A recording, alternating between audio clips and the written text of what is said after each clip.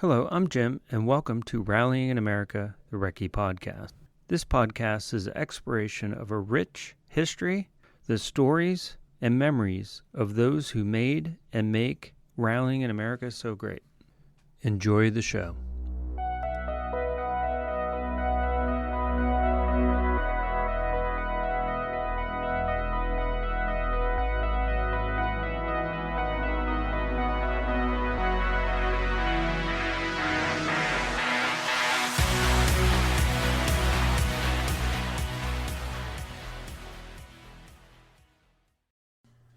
This week, our guest is Betsy Nguyen, a co-driver from Canada, competing in both CRC and ARA events. We chat about sports psychology, women in motorsports, co-driving in the upcoming Susquehannock Trail Performance Rally, and more. Welcome, Betsy, to the podcast. Why don't you tell us a little bit about where you're from and a little bit of your background? Yeah, so I am from Calgary, Alberta, and Canada. Mm-hmm. And my background is very diverse. So I have a bachelor's in nursing. Mm-hmm. I did marketing for a few years, went back to nursing, did a bit of healthcare management, and now I work for a racing tech company. Oh, very cool. Yeah, That sounds like fun. but but in between all of that, I've been a co-driver since 2016. I started Mm-hmm. off doing time, speed, distance rallies because it really satisfies like the technical part that I love, Right. and the detail orientation for that. And then from there, I stepped into stage, and then Mm-hmm. ever since stage rally, I've been quite addicted. All right, great. So you do both CRC and ARA, correct? Yeah. So you're pretty involved with both. Yeah, it was a bit of an adjustment going into ARA. Just the rules were a little bit different and time Mm. cards a little bit different, Okay. but and then the organization levels are quite different. But I enjoy each aspect and their uniqueness on its own. Right. Okay. So how did you get into stage rally? Have you have an interest in motorsports for a while, or? Yeah, so I got into stage rally after volunteering at an event, Mm-hmm. but ever since I was 10 years old, I watched a documentary, I believe it was on the Discovery Channel for desert racing. Oh, cool. And I don't know if I can't remember if it was like Baja or Dakar, but I do remember seeing like a female co-driver doing like the logistics, the mapping, and the planning of the vehicle. And I was like, oh my God, I want to do that. Yeah. And then ever since then, I was always looking for opportunities to do co-driving. But along the way, I kind of met a couple of hiccups in terms of like, people being discouraging of capabilities. And so I Mm, kind of okay. gave up on that dream. And Hmm. then I think at the age of 24, I kind of got to a point where, I was getting to 25 and wondering like, what am I going to do with my life? Mm-hmm. And I decided like, why am I going to give up on my dream? There Why you not go. just Perfect. start pursuing it, right? So Right. Yeah. Absolutely. so I started volunteering and then from volunteering and then doing the competitions and then and then I ended up here. Okay. Excellent. So you also work in sports psychology, Mm, and you help drivers out. So how did you get into doing that as well? I mean, it yeah. makes sense you do have a nursing background, but Yeah. to get into the psychology and everything like that, how did that happen? Yeah. So I'm not an official sports psychologist Mm-hmm. yet. Okay. I'm actually going to Ireland in September to do my Oh, master's in awesome. psychology. Okay. And so I'm hoping to specialize in sports psychology, performance psychology Mm-hmm. as well. But how I kind of got on that journey, well, a little bit about that was I was watching during COVID, I was Mm-hmm. watching the YouTube documentary about Michael Fassbender and his kind of, I believe it was like Porsche, kind of the road to Le Mans. Right. Yeah. And I just noticed that he was such a good driver, but each time he got anxious or really self-critical or just really mentally fixated on something, he just didn't perform well. But when Okay. he was feeling like happy, uplifted, and mentally strong, Mm-hmm. he like, had fantastic times. And I was like, huh, I'm really interested in if there is any motorsport psychology out there. Mm-hmm. I couldn't find any after like trying to Google it. And then during that time, I was kind of in between careers. I had a home care patient who was also a psychologist Mm, that I was okay. helping out. And he said, like, you really have a knack for getting under people's skin and really pulling the authentic part of themselves out. Oh, nice. And I was like, oh, he's like, have you ever thought about being a psychologist? And I was like, well, I don't know. And then and then I was like, okay, well, after watching that documentary and then after talking to my home care patient, I was Mm-hmm. like, maybe there's like something here. And so I was like, maybe I'll just give this a try and see where it goes from there. I went to travel to Ireland for a bit and ended up going to this motorsports park. And Mm-hmm. at the motorsports park, I actually met the sales manager of that park. And I told him about like my fascination, seeing the different mental states between like, Schumacher, Ayrton Senna, Lewis Hamilton, Oh, and yeah. like, what they tell themselves during on and off the track, Mm-hmm. how they mentally prepare. And then like, seeing how anxiety could affect somebody, even seeing like how Gunther Steiner talked to Romain Grosjean and how if it was a positive conversation, his performance would like go up and he would Mm, be like, okay. gaining to the top 10. But when Gunther Steiner said something terrible to Romain Grosjean, his performance would tank. Ooh, And we okay. all know that like like he's a good driver. Mm-hmm. So I told that the salesperson that, and he's like, you know what? I know this one person who has that kind of same idea, and I think you guys should talk. And I Okay, was like, cool. great. So he gave me the contact to that person, and then that person, his name is Alan Heary. Mm-hmm. He ended up being the high performance director of Motorsports Ireland Rally Academy. And Oh, cool. then since then, he kind of like taught me and mentored me on that path, and then, kind of gaining steps from there. So that's kind of the long story of how I got into sports psychology and motorsport Oh, psychology. that's fantastic. That sounds like a lot of fun, actually. Yeah. Um, yeah. I wonder too how mentally things are different between different motorsports. Yes. I would imagine it can't just be like a blanket type thing.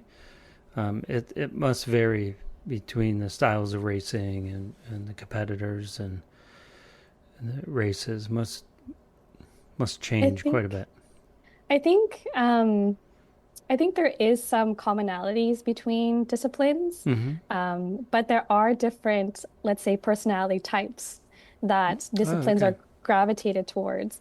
So, one thing I notice is that, co-drivers, we seem to have like a kind of, um, how do I say it? Like a very type A personality. We like things in order. We're Mm-hmm. very quiet. We don't like to socialize. We don't talk too much.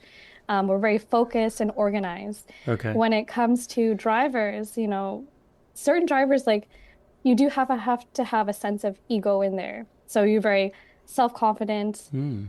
You have a high self-worth. Um, and you like to socialize, you like to go out and like Mm-hmm. talk to Yeah, people yeah. and gain, some intel or that may give you an advantage. So, but it's interesting that balance between the two for drivers and co-drivers, Mm-hmm. when there's so much energy coming from the driver, the co-driver can then ground that driver and Okay. help them become focused. But it does take a quiet, still personality versus like someone who has a very energetic, social, extroverted personality. So you can see the blend of Okay. extroverts and introverts together, which is I Yeah. find very fascinating. Oh, yeah, that is. Um, yeah. We'll be right back. Power up your ride. Daily driver, bike, or track beast with Melee Design Firm. Since 2018, Melee has been the go-to source for high-performance battery mounts and power solutions trusted by enthusiasts and professionals alike. Whether you're carving corners on the weekend, commuting to work, or chasing podiums, they have the gear to keep you powered and ready. Their lightweight universal battery mounts are engineered for performance, crafted with precision, and designed to handle whatever you throw their way. They don't just make and sell parts, they build confidence under the hood. Rugged, industrial, functional. That's the Melee difference. Join thousands of satisfied drivers who refuse to settle for stock. Upgrade your battery game today. Now back to the show. So to go back to your co-driving, then for the American Rally Association, you started off this year at Snowdrift, correct? Yeah, Is that my right? very first event for ARA was in 2022, I believe, Oh, okay. at Olympus. Well, I noticed this year you were at Snowdrift, I believe, and Hmm. you're in a little tiny Fiat. Yes. That must have been fun. Oh my goodness, it was a blast. That thing is has so much into it, and the detail that my boss has put into it. 'Cause so Mm-hmm. my boss is Fabrizio Mirandola, and he owns Racing Tech. Okay. But his history is that he's worked in Italy for, I believe it was like Fiat Abarth and like parts of Oh, okay. Lancia back then and 2009. So he's had a deep history with rally. He even grew up, on a rally stage. His house was just right behind a rally stage Oh, out very there. cool. Yeah, he's a wealth of knowledge when it comes to like winning championships. So Mm-hmm. the amount of work he put into that Fiat, it's really amazing. Oh, that's Like neat. that thing's fast. It's scary fast. Mm-hmm.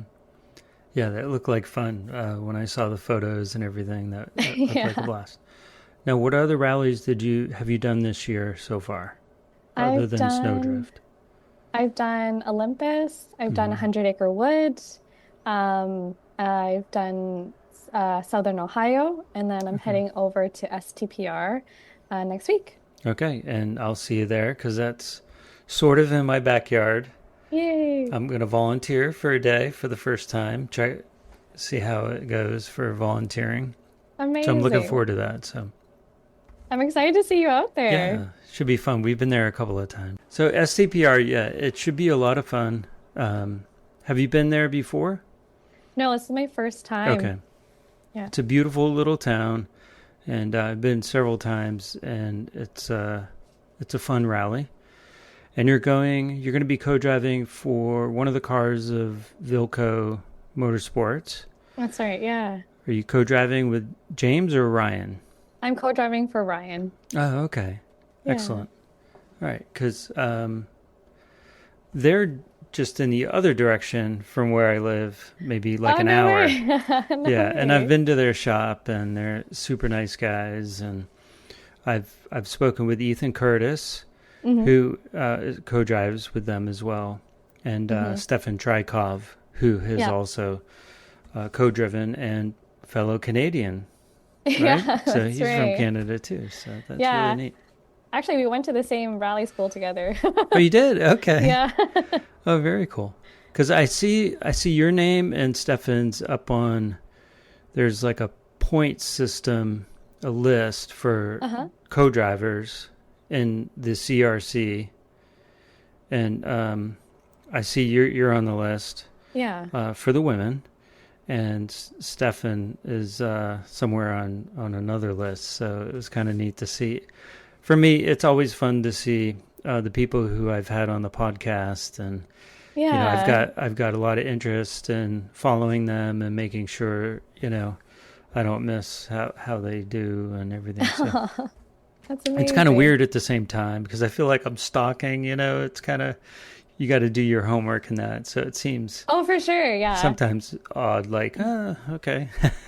You're kind of doing like your own reconnaissance, but it does help, right? It Right, it helps kind does. of like, I guess not spread the word, but it helps like you understand where they came from and where the trajectory is Right. going. Yeah, Yeah. absolutely. I think it's fascinating to see the progress of everyone since we like first started to now. Hmm.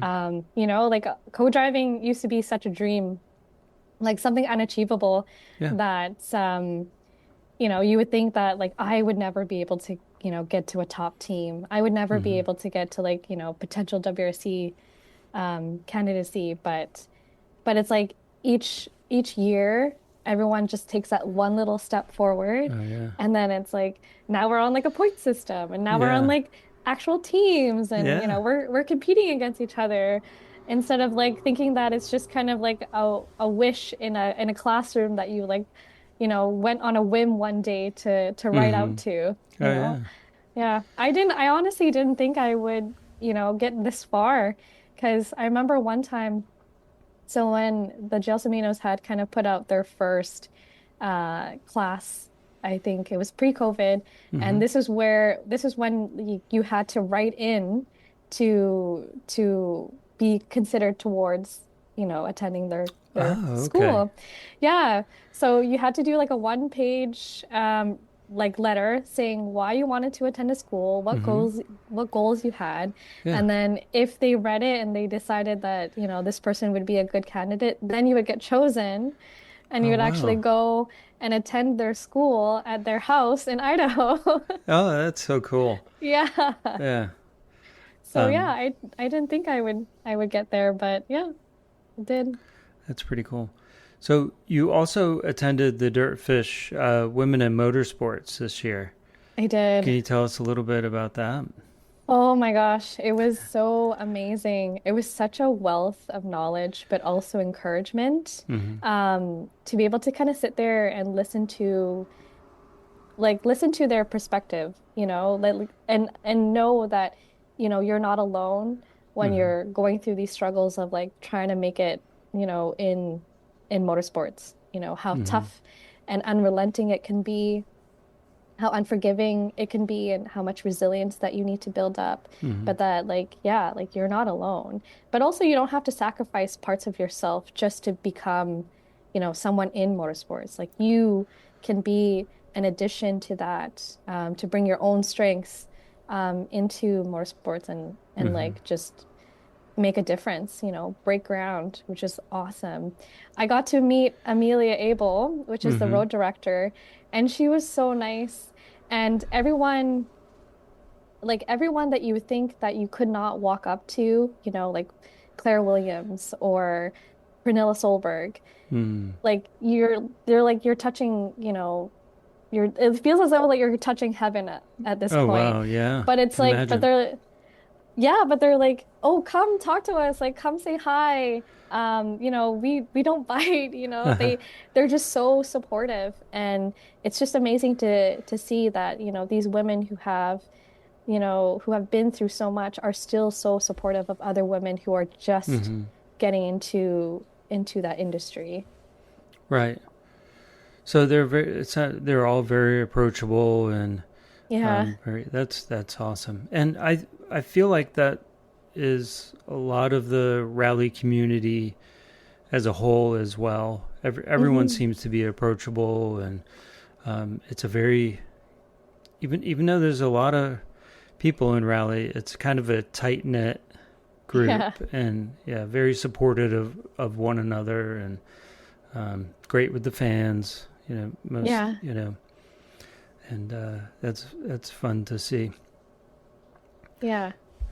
Um, Rally's always been a family, I think. yeah, It's like, yeah, that's always what I thought. And everyone says it. Rally is family, We always like help each other right. out. We belong here. We'll be right back. Hey, listeners. For everyone heading to the Susquehannock Trail Performance Rally, get ready to capture some unique memories. We're thrilled to introduce you to Michael Bordor, a Long Island photographer who's sponsoring disposable film cameras for the event. Keep an eye out for them to grab your own rally keepsakes. Michael is a photographer with a passion for motorsports and all things unique. He truly lives by his motto, fast cars and slow cameras. You see, Michael blends the best of both worlds, using everything from cutting-edge digital gear to vintage film cameras, some even from his great-grandfather's collection. You'll often spot him at events, large format camera and tripod in tow, meticulously crafting each shot. If you're looking for professional media packages for STPR or Over Mountain Rally, you can reach Michael directly at mikesmedia.li@gmail.com. Want to see more of his diverse work, including the fascinating historic tintype process, visit his website, michaelbodor.studio. That's Michael, BODOR.studio. Now back to the show. Now, do you think that's true for like the WRC? Because we don't, with all the WRC events and everything, you kind of see some of the behind the scenes, like on Dirtfish, but they're just doing pre-stage interviews and things like that. Do you have any insight or knowledge of what the community is like at WRC? I've always curious to see if it's the same, or is it just very super competitive and people are very put up boundaries, so on and so forth. I would say there's a balance. So there is a lot of strategy when it comes to WRC. And from what I've heard and from what I've seen, you do have to be careful of what you say to people, or what you're going to do. But at the same time, there is still that family aspect, right? Okay. We're all still out there, taking care of each other. If something goes wrong, there's still that sportsmanship. Okay. But there's so much detail when it comes to like gaining an advantage. So Okay. whether it's like your tire choice, there's people who are very secretive about their tire choice. Okay. They're very secretive about, or even like planning your transits, Okay. calculating. Yeah, like you can basically calculate your time advantage on transits. I won't say too much about that because Okay, I that's know fine. it's a bit of a secret, Okay, no but worries. yeah, you can time your time advantages. So if something were to happen like on your transit during the stage, you can know like how much extra minutes you have Okay. to make it to the next stage on your minute. Okay, excellent. Yeah, but like again, there's still that family aspect. Everyone's still friendly. Everyone talks to Okay. each other, talks about like strategy, how they're going to, um, attack the day, let's say. Okay. Yeah. Excellent. Yeah. As far as your co-driving goes this season, what do you have planned for the ARA? Any more events after STPR? Yeah, so I had a goal this year to do a full ARA season. So I'm gonna try to my best. I believe Boone is going to be the one after STPR for Mm-hmm. me, and Okay. then hopefully Ojibwe, and then over the mountain, and then depending on my school schedule, I Mm-hmm. might Okay. I might fly back to LSPR, but there are a couple events in Ireland closer to that time that Oh, I'll also okay. be doing. So, and then depending how some things go, I might try to do some desert racing next Oh, year as well. wow. That would Yeah. be fantastic. I can't wait Yeah. to, look forward to seeing you and what you compete in. So, Thank you. in Ireland, it should be a lot of fun to compete in Yeah. some rallies there as well. Yeah. Tarmac stages are huge over there. Oh, So okay. the notes are very different. They're a lot more Mm, detailed. okay. And you're going a lot faster. So I Mm, don't know if there's a much pause in cadence that you'll get. But again, like this is just something I'm speculating. I haven't really been in it too much. mm-hmm. So I'm looking forward to getting some tarmac on my belt. Oh, yeah. I'm like, That should be a lot of fun. yeah. Do you enjoy Ireland? Do you enjoy going back and love the culture there? And Yeah. okay. Everyone's like so friendly. Everyone has Oh, like yeah.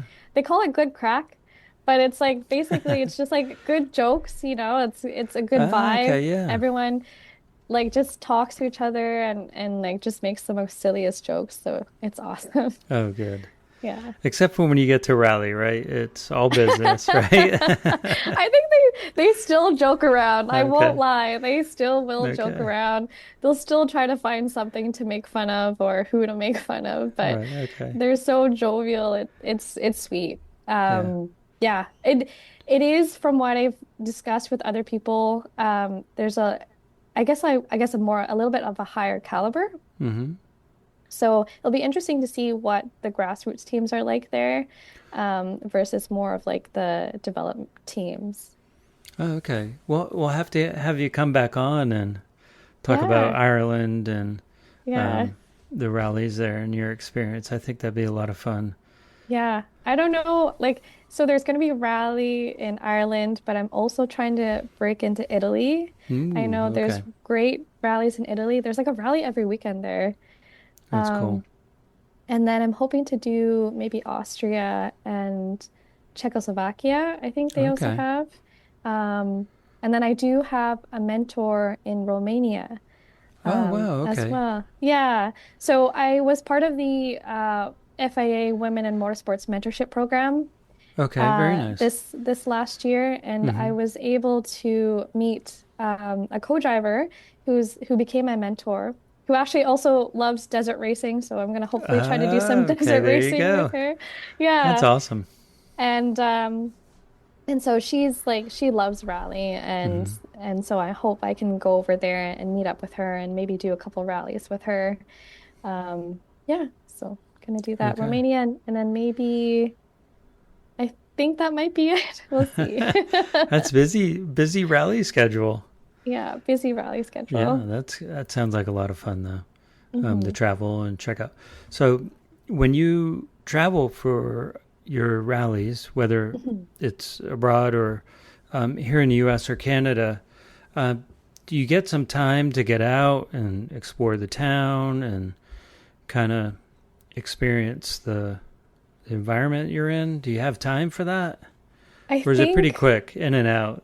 yeah, it is pretty quick in and out unless I plan like an extra day. Hmm. Usually like when I land, it's just game time. It's like, all right, I have these things, like I have to make sure that I get enough sleep, make sure I Hmm. eat, what's the meal plan, how's nutrition laid out.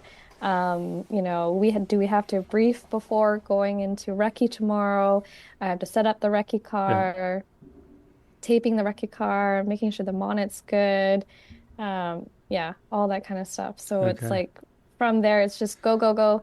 And Yeah. then at the last day, then maybe I get to explore the town a little bit. But outside of that, and then maybe Yeah. Park Expose.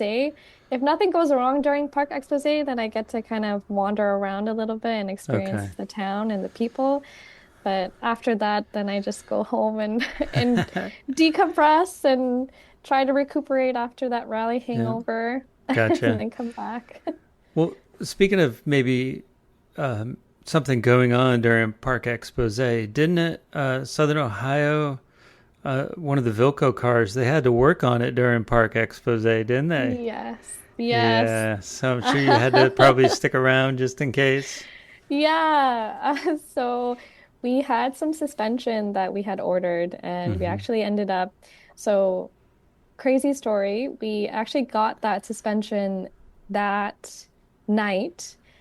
We had two of our crew members drive out to North Carolina to try to pick it up. Wow. Successfully picked it up, came back, opened the box, and we were missing some parts. Oh I no. know. I know. So then we, it was, yeah, honestly, so far is probably the funnest event I've ever had. So what happened was we were trying to devise a plan about how we're going to do the suspension. Hmm. And so we are like, okay, well, I guess we can probably use the suspension that we were on. And then Ethan was like, I'm going to walk around the service park and Hmm. see, maybe on a whim, that there might be some suspension. Yeah. And this was like 5 minutes before we had to leave for Park Expose. Oh wow. Yeah. And all of a sudden, he comes running back with like two suspensions in his hand. He's like, get Oh, the tools, fantastic. get the tools. So we're like, all right, what tools do we need? So we like packed up all the tools and then we're like, hey, we're gonna just do the suspension change. And I was like, Ryan, are you sure we're gonna be able to do this? He's like, yeah, yeah, yeah. The guys can do it within 15 minutes. I'm like, Oh okay, wow. I trust you. So got there, yeah, lifted it up, did it within like 15, 20 minutes, and then yeah, we Wow. ended up Yeah, doing that because I change. was looking at some photos just the other day from Southern Ohio, and I saw the Subaru jacked up in the front during Park Expose. That's And I right. thought, oh, there's a good story behind that, I'm sure. So, I just couldn't believe, like, because, like, yeah, Ethan was like, he's just gonna go out and win. We'll see. Who knows, yeah, right? And that's the thing about rally that I love the most. It's like it's so unpredictable. yeah, Um, and you just got to make that move, got to make yeah, that choice. And so he's like, yeah, I was gonna give it a try. Comes back running. I'm like, oh my God, like, where did you get those? You yeah. know? And it was just like the suspension that we needed for our car. Wow. So I was like, ah, And cool. that goes back to the community again of a lot of the grassroots teams. Yeah, When they need something, usually they can find it. yeah. That's pretty awesome. Yeah, I love that aspect. Anything that you're missing, you just kind of go out and ask people around, Hmm. and they're just willing to give you your like a part that you need, or Yeah. even willing to like come and help, you know? Hmm. Like I think that's so amazing. I remember I think we were like missing we needed an extra crew member, and like this other crew member was like, "Yeah, I'll come help you guys and Hmm. no problem. You know, just give me some food and I'm happy." And I'm like, "Oh my Oh, there God, you that's go. Wow. cool." That's Yeah. cool. Well, I hope nothing happens at STPR Yeah. for Vilco and everything goes smooth. Yes. Although they wouldn't have to drive too far to get parts if they had to, maybe three hours like me. So that wouldn't be too bad. Yeah. Oh, yeah. Hopefully, yeah. We'll keep it like knock on wood, you know, that we'll be okay, Yeah. and we're just gonna go out there and have some fun and, you know, throw some dirt around. Oh, yeah. Excellent. Well, thanks again for your time. Appreciate you coming on. And Yeah. I look forward to meeting you in person come STPR, which is about a week away, Oh, right? yeah. Oh my goodness. Yeah. I I've been won't looking at be, the maps. yeah.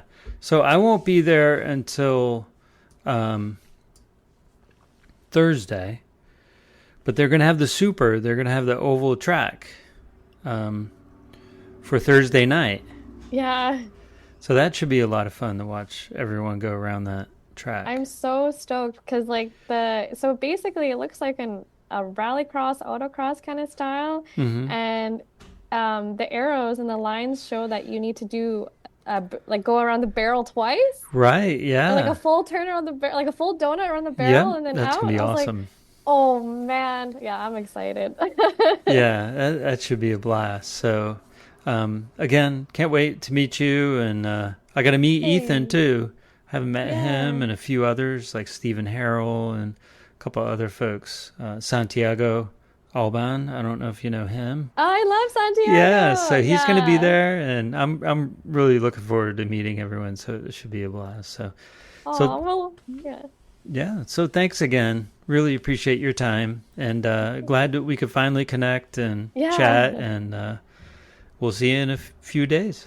Absolutely. I'm so stoked. Yeah, and I'm so stoked to meet you too, Jim. Yeah. Come hang Thanks. out with the Vilco team. We're Oh, a I will. blast. We're a huge vibe. So, Oh yeah. yeah. Did they give you any fluff nutter sandwiches yet? Not yet. Okay. Um, but I had a lot of like bush beans. Bush beans. Okay. Yeah. Gotta love those bush beans, Yeah. Yeah. All no? right. Perfect. They're So. not, I think they might have a maple flavored one, but we'll see. Oh, I bet they will. So. All right. Take All right. care. Take care. Thanks Bye, again. Jim. Have a good evening. You too. Bye. Bye-bye. If you'd like to be on the podcast, you can email me, jim@jimboothdesigns.com, or message me through Facebook at Rallying in America, the Recce Podcast, or Instagram, rallying_in_America. Special thanks to Brady Instruments, pro-grade, handmade, professional fuel hydrometers. Visit bradyinstruments.com for all of your fuel testing needs. Thanks to Toontank and the artist Nuclear Wave for the podcast theme music.